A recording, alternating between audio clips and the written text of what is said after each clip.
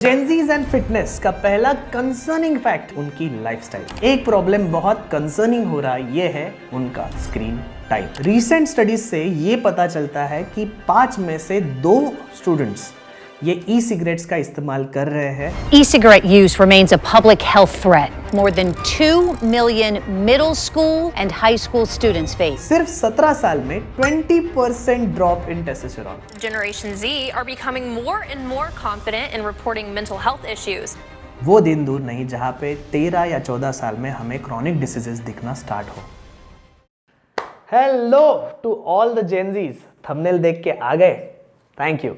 Bye the way, आप सब लोगों के जितने भी डीएम्स मुझे आ रहे थे उसके लिए मुझे ऐसा लगा कि लॉन्ग फॉर्मेट कंटेंट ही निकालना पड़ेगा, क्योंकि 1.30 सेकंड में होता भी क्या और Q&As पे मैं ज़्यादा एक्सप्लेन भी नहीं कर सकता। तो इसके लिए ये वीडियो खास आपके लिए। तो जेंजीज एंड फिटनेस का पहला कंसर्निंग फैक्ट ये है उनकी लाइफस्टाइल। आपको सबको पता ही रहेगा कि मैं पहली चीज़ लाइफस्टाइल के ऊपर ही बात करने वाला हूँ, because why do you need fitness? Because somewhere you are lagging in your lifestyle. But when it comes to Gen Zs, एक प्रॉब्लम बहुत कंसर्निंग हो रहा है, ये है उनका स्क्रीन टाइम। 8 घंटे से ज़्यादा screen time resulting in high level of cortisol all through out the day.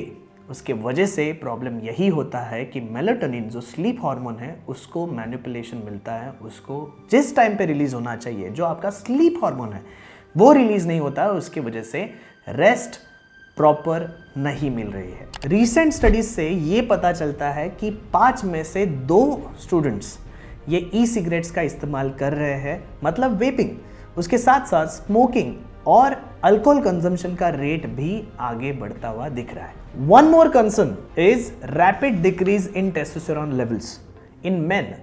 1999 से 2016 का एक रिसर्च किया गया है जिसमें पाया गया 20% ड्रॉप इन टेस्टोस्टेरोन लेवल्स, मतलब के सिर्फ 17 साल में 20% drop in testosterone. One more and the most concerning fact is chronic diseases जैसे कि डायबिटीज, थायराइड, बीपी। जो बीमारियां हैं वो बहुत पहले के ज़माने में 60 to 70 ईयर्स ओल्ड को दिखते थे, वो शिफ्ट होके 40 to 50 ईयर्स ओल्ड लोगों को दिखने लगे। और अभी बहुत सारे केसेस ऐसे हैं जो 20 से लेके 25 उम्र के हैं, उनको ये क्रॉनिक डिसीजेस देखने पड़ रहे हैं। इसे कहते हैं एपिजेनेटिक्स। सो एपिजेनेटिक का मतलब ही यही है कि आपके एंसेस्टर्स का पॉजिटिव लाइफस्टाइल रहे या निगेटिव लाइफस्टाइल रहे, जो कुछ भी पॉजिटिव निगेटिव चीज़ें हैं वो आपके तरफ आते वक्त एम्पलीफाई होंगी। जो आपके दादाजी ने 70 या 80 साल में डिसीजेस देखे, वो आपको अभी एक जनरेशन छोड़ के, मतलब आपके माँ बाप का जनरेशन छोड़ के, आपको बहुत जल्दी दिख सकते हैं। यही चीज़ कंटिन्यू हो सकती है अगर आप इस चेन को ब्रेक ना करें। समझो कि अगर आपने ये चेन को ब्रेक नहीं किया, वो दिन दूर नहीं जहाँ पे 13 या 14 साल में हमें क्रॉनिक डिसीजेस दिखना स्टार्ट हो। तो ये सब प्रॉब्लम्स के बारे में डिस्कशन करने के बाद, आपको इनफ डराने के बाद, मैं चाहता हूं कि आप ये बेसिक्स चीज़ समझें, क्योंकि जब भी कभी फिटनेस की बात आती है हम बहुत डेप्थ में जाते हैं, बहुत डेप्थ में जाते हैं। बेसिक से 3 चीज़ों के ऊपर फोकस करना है, which we call it as a tripod of fitness, that is progressive overload, nutrition and rest and recovery. Entire magic behind getting best results is just these 3 simple things. Progressive overload का मतलब simple सी भाषा में कहने जाओ तो आप खुद को चैलेंज करो। आप कार्डियो कर रहे हो, आप वर्कआउट कर रहे हो, आप स्ट्रेंथ ट्रेनिंग कर रहे हो, सब जगह पे मेक श्योर करना कि आपका परफॉर्मेंस ये पहले दिन से, मतलब पिछले वाले वर्कआउट से थोड़ा चैलेंज्ड है। Moving on, the second most important thing which is nutrition. जब भी कभी फिटनेस और न्यूट्रिशन की बात चलती है, प्रोटीन पहले चीज़ पे आता है, पहले नंबर पे आता है। अगर आप कौन से भी स्पोर्ट्स में या कौन से भी फिजिकल चैलेंजिंग एक्टिविटी में हो तो आपका प्रोटीन रिक्वायरमेंट बढ़ता है। इसका मतलब ये है कि आपको ज़्यादा से ज़्यादा प्रोटीन पे फोकस करना पड़ेगा।